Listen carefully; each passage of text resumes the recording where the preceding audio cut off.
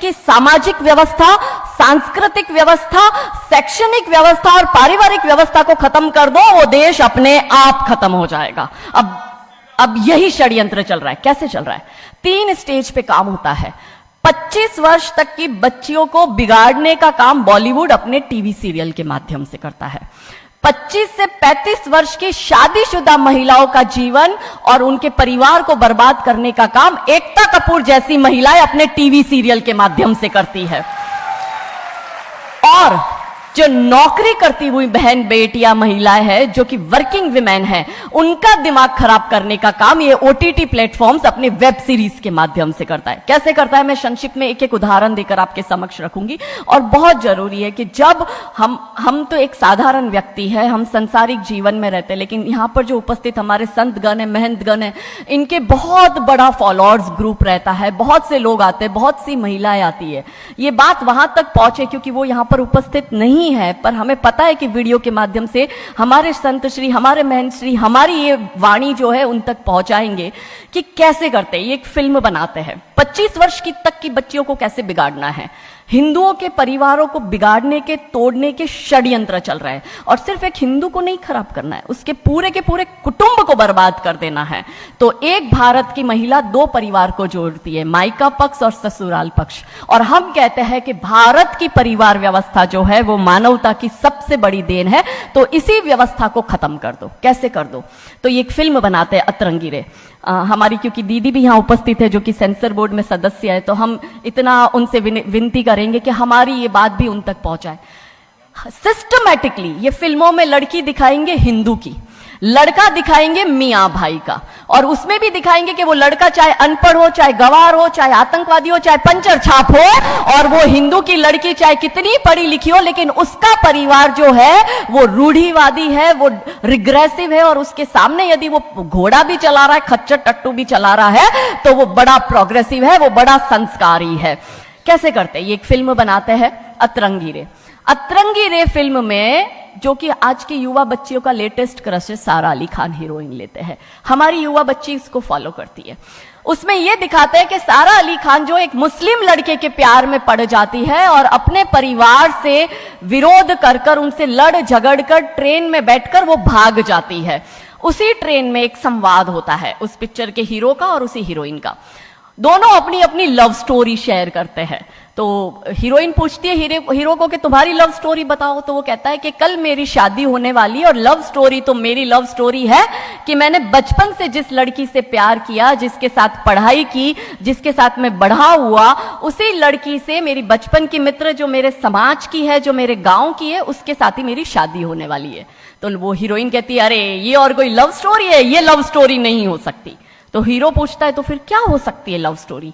तो वो कहती है कि मैंने एक मुस्लिम लड़के से प्यार किया है, मैं ठाकुरों की लड़की हूं, पूरा समाज, पूरा घर, पूरा परिवार मेरे खिलाफ है, और मैं उन सबको ठोकर मारकर, उनकी भावनाओं को ठोकर मारकर अभी ट्रेन में बैठकर भाग रही हूं उस लड़के से शादी करने के लिए। और वो हीरोइन वहां पे डायलॉग देती है कि लव स्टोरी तो मेरी लव स्टोरी है कि मैं ठाकुर की लड़की और वो कतई मियां भाई, और ये है असली लव स्टोरी।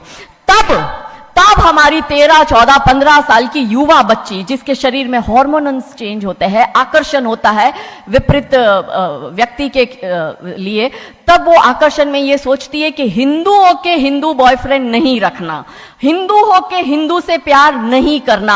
आप इतिहास में छपेगी, आपकी लव स्टोरी तभी बनेगी जब आप किसी मियां भाई से प्यार करेगी और उससे शादी करेगी।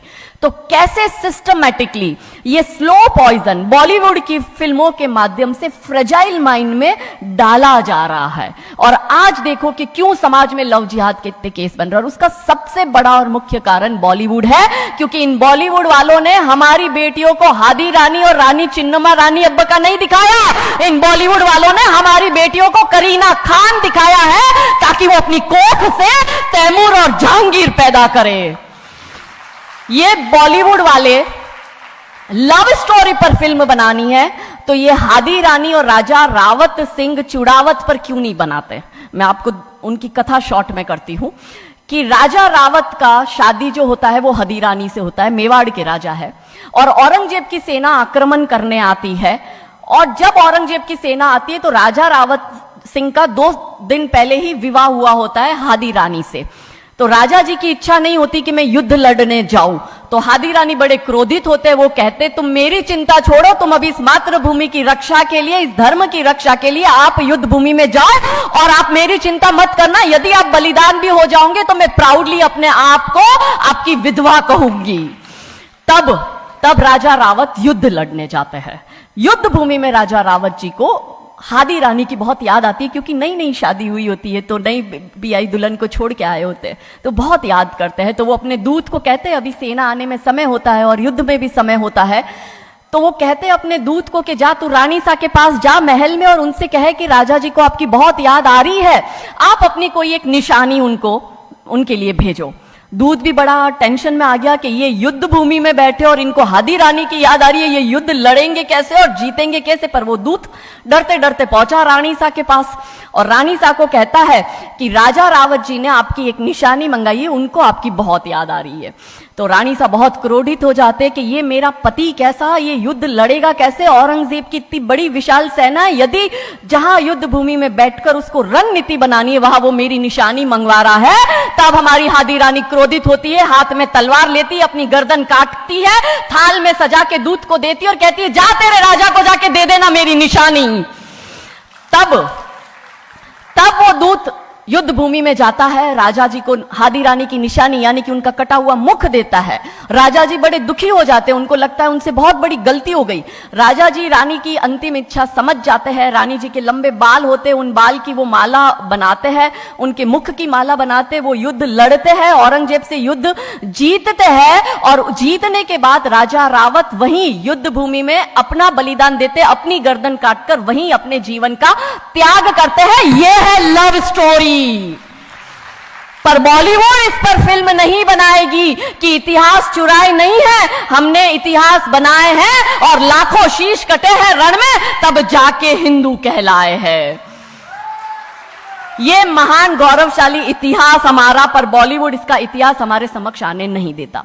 अब रहा 25 से 35 वर्ष की महिला, कैसे बिगाड़ती है एकता कपूर। वही sari, typical dress, typical getup, पीछे उसकी सीरियल में एकता कपूर की सीरियल में पीछे बहुत बड़ी अंबे मां की मूर्ति। दिखाएंगे कैसे हिंदू महिला को, क्योंकि परिवार खत्म करना है हिंदुओं का। तो वो एक से प्यार करेगी, शादी दूसरे से करेगी, जीवन में तीसरा पुरुष आएगा, फिर दूसरा मर जाएगा, फिर उसको चौथा पसंद आने लगेगा, फिर जो मर गया वो जिंदा हो जाएगा, फिर कंफ्यूज हो जाएगी किसके साथ जाऊं, दूसरे के साथ कि चौथे के साथ। क्या हमारी भारतीय महिलाएं, क्या हमारी हिंदू महिलाएं, सबसे बड़ा प्रश्न यह है कि क्या हम 4-4 पुरुषों के साथ अफेयर करते हैं? क्या यह हमारा सम्मान है? और अगर यदि हम सब एक होकर इसके लिए नहीं बोलेंगे तो यह आवाज नहीं उठेगी। और दुख की बात यह है कि ऐसी एकता कपूर जैसी महिलाएं जो घर तोड़ने का काम कर रही है, इनको पद्मश्री अवार्ड मिल जाता है। कैसे मिलता है? भारत सरकार से इस भूमि पर खड़े होकर मैं निवेदन करती हूं कि आप ऐसी महिलाओं के पद्मश्री वापस लो, क्योंकि ये महिलाएं हिंदू परिवारों के मकान, घर तोड़ने का काम कर रही है। और तीसरा और अंतिम, नौकरी करने वाली बहनों का दिमाग कैसे खराब करना है।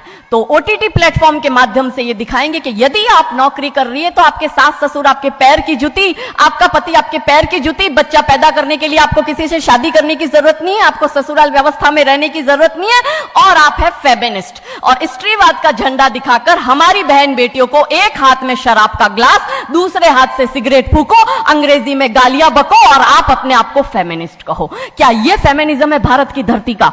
ये कभी नहीं हो सकता। रानी चिन्नमा, रानी अब्ब का फेमिनिज्म का उदाहरण है, और दूर जाने की जरूरत नहीं है। हमारी परम पूजनीय दीदी मां साध्वी रितंबरा दीदी मां फेमिनिज्म का सबसे बड़ा उदाहरण हमारे समक्ष है। रानी नायका देवी, रानी लक्ष्मीबाई हमारे लिए फेमिनिज्म का सबसे बड़ा उदाहरण है। तो यहां उपस्थित सभी महानुभावों से हम यही विनती करते हैं कि फिल्म के माध्यम से ड्रग्स, अश्लीलता और गाली गलौच ये दिखाने के सिवाय कुछ नहीं होता। तो हम सब मिलकर एक साथ एक आवाज उठाए कि इन चीजों का बंद होना बहुत जरूरी है, क्योंकि आने वाली पीढ़ियों को बर्बाद करने का काम ये लोग अपने टीवी सीरियल और फिल्मों के माध्यम से कर रहे हैं। और क्योंकि शुरुआत भगवान राम जी के नाम से करी थी, तो अंत भी हम भगवान राम जी के नाम से करना चाहेंगे कि कौन है राम।